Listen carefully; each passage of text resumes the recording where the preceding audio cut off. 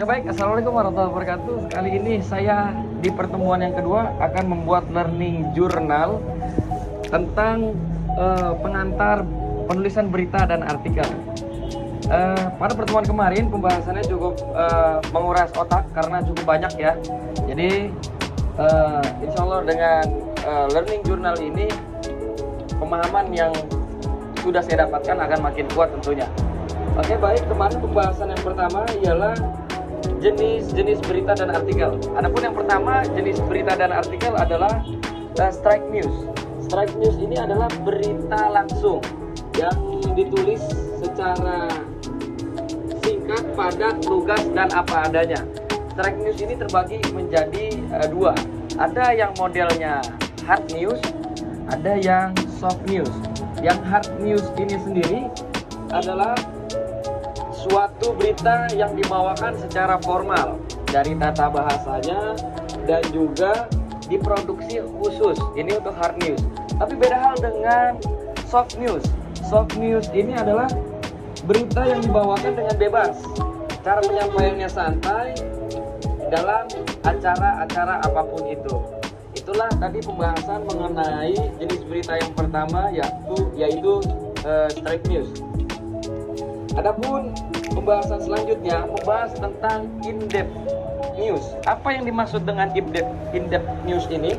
In-depth news adalah berita yang fokus membedah suatu peristiwa atau fakta secara menyeluruh atau mendalam. Jadi modelan berita ini fokus membedah suatu peristiwa.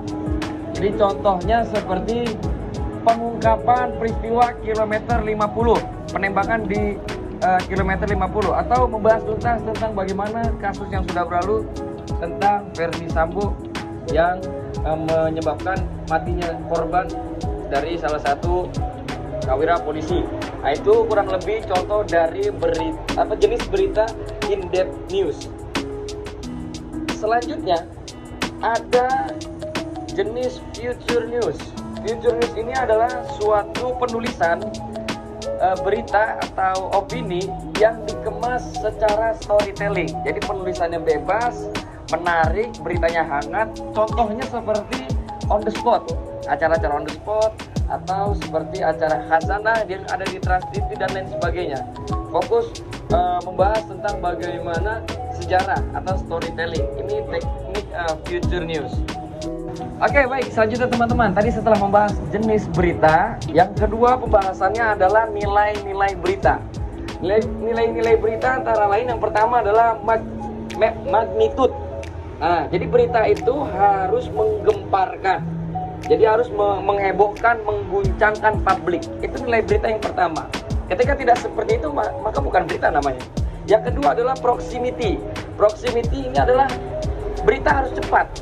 Jadi harus cepat, bisa menghubungkan yang jauh dengan yang dekat dan mudah untuk diakses. Itu maksud dari nilai berita yang kedua, yaitu proximity. Yang ketiga adalah aktual. Nah, berita itu harus berupa sesuatu yang baru, yang hangat untuk dibahas. Jadi ketika sesuatu itu sudah lama, maka tidak aktual, sudah basi sesuatu itu. Dan itu tidak masuk dalam kategori nilai berita. Jadi berita itu harus aktual. Yang selanjutnya adalah impact. Jadi nilai berita yang selanjutnya adalah impact. Maksudnya bagaimana? Berita itu harus berdampak. Ada sesuatu yang dihasilkan ketika publik menerima informasi yang disajikan oleh kita para penyaji berita. Jadi harus memiliki impact atau dampak yang jelas. Yang kelima adalah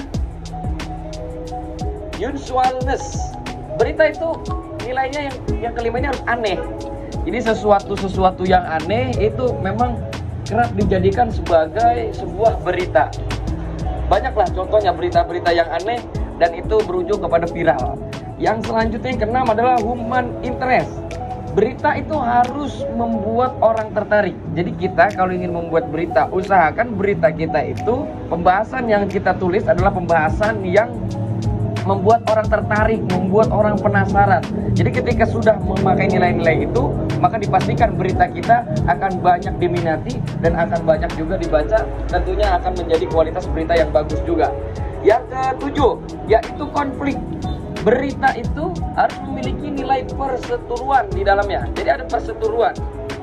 Ketika berita tidak ada nilai konflik, maka kurang bagus berita itu. Yang selanjutnya adalah suppressing, ya, surprise. Jadi berita itu harus mengejutkan publik, mengejutkan penikmat berita itu sendiri. Jadi penting bagi kita para jurnalis, para orang-orang yang memang mendalami atau menjadi praktisi di dalam dunia berita, maka penting untuk memberikan suatu hal yang mengejutkan untuk publik. Selanjutnya adalah nilai yang selanjutnya adalah information. Jadi nilai berita yang terakhir adalah pesan yang disampaikan harus memang jelas dan memiliki umpan balik yang bagus. Itulah nilai-nilai berita. Untuk pembahasan selanjutnya, kita masuk kepada syarat berita. Oke, kita masuk kepada syarat berita. Syarat berita ini ada 5. Yang pertama harus aktual, harus hangat, harus terbaru. Yang kedua syaratnya harus faktual, berupa sesuatu yang tidak hoax, harus sebuah fakta. Yang ketiga sifatnya harus penting. Jadi syarat berita harus penting. Yang keempat harus menarik perhatian publik. Dan yang terakhir harus seimbang. Sebagai jurnalis tidak boleh memihak, tapi harus memberikan fakta yang memang sesuai dengan realita yang ada untuk kita beritakan kepada khalayak publik. Dan cara menyampaikan berita ini adalah dengan menggunakan media massa seperti media cetak, media online atau media elektronik. Ada pembahasan yang menarik di sini, yakni tentang isu. Isu merupakan masalah yang masih abu-abu, jadi yang belum terpecahkan dan membuat heboh publik. Banyak sekali isu-isu yang ditonjolkan akhir-akhir ini hanya untuk menghebohkan publik. Jadi dia warnanya masih abu-abu, belum hitam, belum putih. Itu yang disebut dengan isu. Dan yang terakhir, pembahasan mengenai fakta. Fakta ialah sesuatu yang sifatnya real, sesuatu yang memang terjadi dan dapat diverifikasi oleh siapapun dan kapanpun. Itulah yang dimaksud dengan fakta. Oke, berikutnya saya akan membahas tentang cara mencari berita. Ada 3 cara untuk mencari berita. Yang pertama, harus mewawancarai seseorang narasumber yang menjadi titik yang akan kita gali berita di suatu wilayah itu. Yang kedua, harus ada foto yang memang sesuai dengan kaidah jurnalistik. Dan yang terakhir, menulis berita harus dengan menggunakan unsur 5W1H seperti yang sudah saya bahas di pertemuan kemarin. Oke, berikutnya saya akan membahas tentang struktur penulisan berita. Berita ditulis dengan menggunakan struktur segitiga terbalik. Jadi untuk rumus segitiga terbalik ini, struktur segitiga terbalik ini, yang pertama adalah judul, yang kedua adalah lead, yang ketiga adalah tubuh berita, dan yang terakhir adalah ekor berita. Sebisa mungkin penulis berita harus mengemas judul dan leadnya dengan cara atau dengan sesuatu yang menarik. Jadi kita harus mengemas judul dan lead dengan cara-cara yang menarik perhatian supaya berita kita bisa dinikmati oleh banyak kalangan. Terima kasih. Selanjutnya kita akan lanjut kepada pembahasan mengenai artikel. Oke teman-teman, balik lagi. Sekarang pembahasan yang selanjutnya ialah artikel. Definisi artikel sendiri menurut Kamus Besar Bahasa Indonesia ialah artikel merupakan karya tulis lengkap, misalnya berupa laporan berita, surat kabar, dan lain sebagainya. Untuk selanjutnya, jenis-jenis artikel secara khusus. Berdasarkan penulisannya, artikel terbagi menjadi 2. Ada artikel redaksi, ada artikel umum. Berdasarkan fungsinya, artikel juga terbagi menjadi 2. Ada artikel khusus, ada artikel sponsor. Artikel sponsor inilah artikel yang dibuat dan pembuatnya mendapatkan benefit atau hadiah dari suatu perusahaan tertentu yang memang menyponsori artikel itu sendiri. Selanjutnya, berdasarkan isinya, artikel terbagi menjadi 5. Yang pertama ialah artikel eksploratif. Maksud daripada eksploratif adalah mengungkapkan fakta-fakta berdasarkan kajian penulisnya. Jadi fakta-fakta itu dikembangkan. Itu adalah artikel eksploratif. Yang kedua adalah artikel eksplanatif. Eksplanatif ini adalah sebuah artikel yang di dalamnya menjelaskan tentang sesuatu. Yang ketiga, artikel deskriptif. Artikel deskriptif ini adalah artikel yang mana di dalamnya mendeskripsikan sesuatu atau suatu kejadian. Yang keempat, artikel prediktif. Artikel ini adalah artikel yang di dalamnya memprediksi sesuatu. Ya, oke baik teman-teman, yang terakhir pembahasan daripada artikel ialah Artikel berdasarkan isinya terbagi menjadi 5. Yang pertama artikel eksploratif, yang mana artikel ini di dalamnya mengungkapkan fakta-fakta berdasarkan kajian penulisnya. Jadi fakta-fakta itu dikembangkan penulisannya, dikembangkan kajiannya oleh seorang penulis artikel itu sendiri. Itu artikel eksploratif. Yang kedua adalah artikel eksplanatif.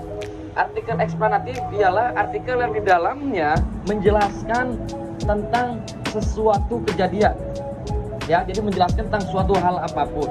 Itu adalah artikel eksplanatif. Yang ketiga adalah artikel deskriptif, yang mana di dalamnya tulisannya mendeskripsikan suatu kejadian. Itu adalah artikel deskriptif.